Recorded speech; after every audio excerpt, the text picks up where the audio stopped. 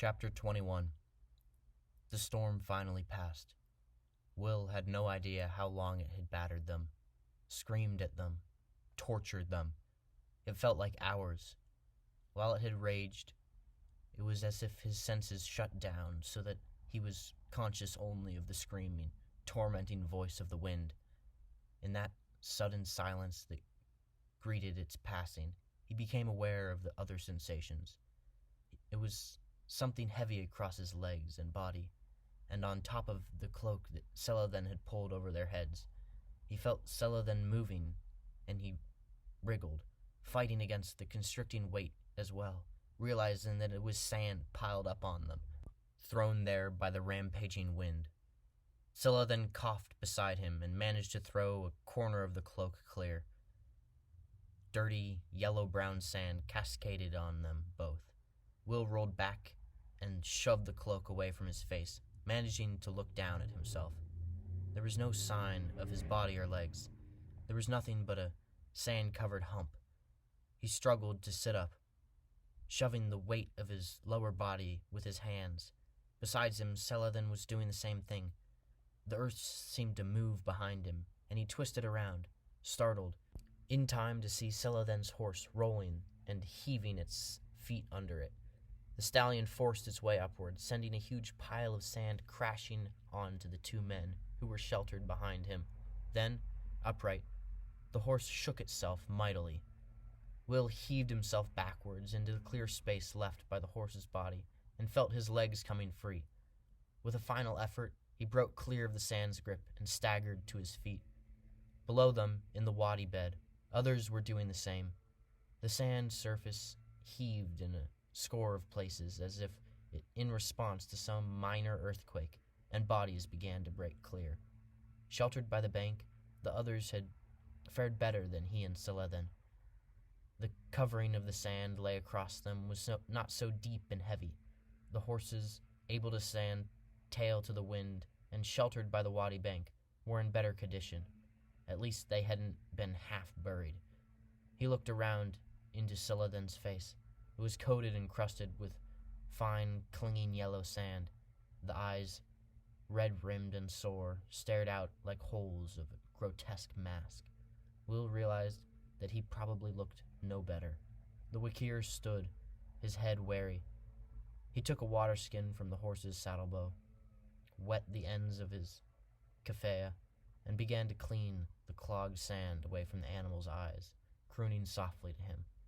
The sight of the horse responding trustingly to his rider's ministrations brought a horrible realization back to Will, and he looked around frantically, hoping against hope that he would see another hump in the sand, a hump that would resolve itself into the shaggy-haired form of Tug as he startled to his feet.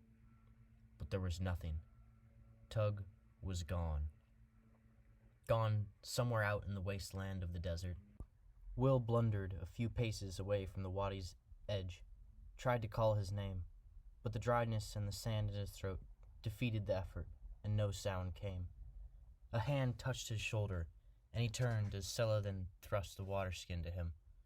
He took a mouthful, rinsed it, and spat. Then another, feeling the warm moisture soak into the soft tissue of his throat. He realized that Celadon himself hadn't drunk yet, and he handed the water skin back to him, watched as he rinsed, spat, then swallowed a mouthful or two himself. Finally, he lowered the skin. "You all right?" he asked haltingly. Will shook his head, pointing vaguely to the desert behind him. "Tug," he said miserably. Then he could say no more. He heard boots slipping and sliding in the sand and turned to see Halt climbing wearily up the wadi's bank. His face was covered and yellow-crusted as well. His eyes were red-rimmed and sore. "Are you all right?" he repeated Celadon's question. Then his eyes darted to side, and a horrified look came over his face. "Where's Tug?" he asked, fearfully. Will bowed his head, feeling tears trying to form, but, as before, his body lacked the moisture to allow them. "Gone," he said bitterly. He could only manage the one syllable. He waved his hand to the desert. "Gone?" Halt echoed to him. "Where?" Gone where? How? The horse panicked and broke free in the wind, Celadon told him. Will looked up at Halt, his eyes haunted, shaking his head. I lost him, he blurted out. I let go of his reins. It's my fault. My fault. He felt Halt's arm around him. He felt himself get drawn into the older man's embrace. But there was no sense of comfort for Will. There was no way anyone could lessen the pain he felt. His horse, his beloved Tug, was gone, and he had been the one who let go of the reins. He had failed Tug when his friend was panicked and frightened and most in need of his master's help and support. And finally, the tears did come, streaking runnels through the yellow dust that caked his face as he put his head on Halt's shoulder and sobbed uncontrollably. Dimly, he heard the voices of his friends as they gathered wearily around, the questions they were asking, and the dreadful, final, awful answer that Halt gave them.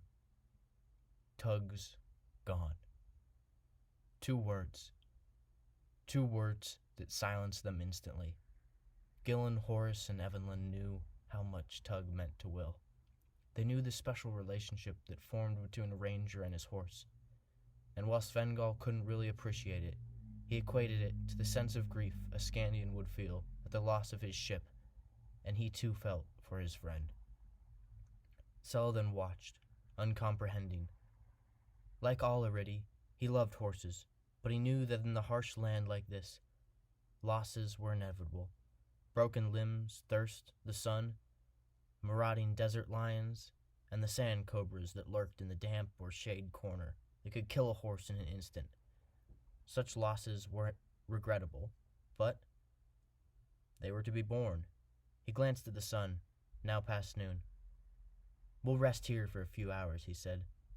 We'll continue on later in the afternoon when it cools down. He orders his men to light a fire and make coffee. He doubted that anyone would have the appetite for a meal after the ordeal they had gone through, but coffee would restore them, he knew. He watched as the older ranger led his apprentice away, finding a scant piece of shade under a wadi bank, and lowering him to sit. The princess and the young warrior went to approach them, offering comfort, but the older man waved them away. Now was not the time. The boy would be exhausted, Celadon knew. They all were. A storm like that one they had just gone through allowed no rest for anyone caught in it. The muscles, the nerves, the mind were tense to the breaking point. The fear was overwhelming, particularly for someone who has never been through a sandstorm before. The physical and emotional exhaustion were devastating. The other ranger, the one they called Gillen, had moved to where the troops were lighting a fire. He waited until the coffee was ready, then took a cup back and huddled his form under the wadi bank. He squatted beside the youth and held the cup out to him. Here, Will, he said softly. Drink this. Will waved the cup of coffee away feebly. He was sunk deep in misery. Gillen pushed it forward again, more forcefully, nudging him with it. You'll need it, he said. You'll need your strength if you're going to go find Tug. Halt looked up at him, startled by the words. What did you say? He demanded. But Gillen was unfazed by the question. I'll go with him, he replied. We'll find Tug. For the first time, Will raised his head, taking the cup and looking at Gillen over the rim. There was a very faint spark of hope in his eyes. Very faint, Gillen saw, but present. Halt stood abruptly, taking Gillen's arm and drawing him to his feet. He led the younger ranger away a few meters. What are you talking about? He said in a lowered tone. Tug is gone. He's dead. Gillen shook his head. We don't know that. He might be lost. But how can we say he's dead? Halt raised his hand in a perplexed gesture, gesturing to the piles of wind-blown sand around them. Did you just go through that storm with us? He asked. Gillen nodded calmly. Yes, I did. And I survived. So did Blaze. Seems to me like you're being a little hasty in assuming that Tug's dead. Ranger horses are a tough breed. Halt conceded the point. All right, but let's assume you're correct. He's alive. But still, he's lost somewhere out there. God knows where. Lost, Gillen repeated. And lost can be found. We have to take the chance. You'd do it if Abelard was lost, he added, and Holt, about to reply that the task was hopeless, stopped himself. I'll go with him. Give us 2 days. We either find Tug in that time, or we catch up with you at Rock. No, Gil, you're not coming. I'll go alone. Both men turned, startled at the sound of Will's voice. It was as much the conviction in his words as the words themselves that surprised them. Will, devastated with grief a few minutes ago, now had a ray of hope, and he seized it eagerly. We can't weaken Evelyn's escort any further. We all took an oath to the king to protect her, he said. All of us. I'm the one we can spare most. I'll go alone. Besides, he added, I lost him, and it's up to me to find him. Don't be ridiculous, Holt snapped. You're a boy. Will's face, dust and distrained, set in stubborn lines as he faced his teacher, the man he respected and revered above all others. He drew Beth to speak, but Gillen put up an arm to stop him. Will, before you say anything, give us a moment here, please, he added. Will hesitated, seeing the stubbornness in Holt's face that matched his own. But Gillen nodded once, and he agreed, withdrawing back to his position by the wadi bank. Halt, Gillen said in a reasonable tone. Let me put a hypothetical case on you. If Blaze were lost and I decided to go find him, would you try to stop me? Of course, Halt began automatically. Then his sense of reason asserted himself. Of course not, he amended. But you're a fully trained ranger. Will is just a boy. Gillen smiled at him. Haven't you noticed, Halt? He's been growing up. He's not the 15-year-old skinny boy you took under your wing anymore. He's already a ranger in all but name. He's an apprentice, Halt insisted. Gillen shook his head again, smiling at Halt. Do you seriously think he's not going to pass the final assessment, he asked. It's a formality, and you know it. He's already more capable and skilled, and smarter, than half a dozen rangers I could name. But he's too young to... Halt couldn't finish the sentence. He knew that what Gillen was saying was the truth. The logical part of his brain knew that. But the emotional part wanted to protect his young apprentice and keep him safe. If Will went off alone into the desert, who knew what perils he'd be facing? Gillen put a hand on Halt's shoulder. It was a strange sensation, he thought, advising the man he respected more than any other. You knew the time would come when you'd have to let him go, Halt. You can't be around to protect him for the rest of his life. That's not why you've trained him to be a ranger. You tried to do that with me, remember? Halt looked up sharply at that. Gillen was still smiling as he answered Halt's unasked question.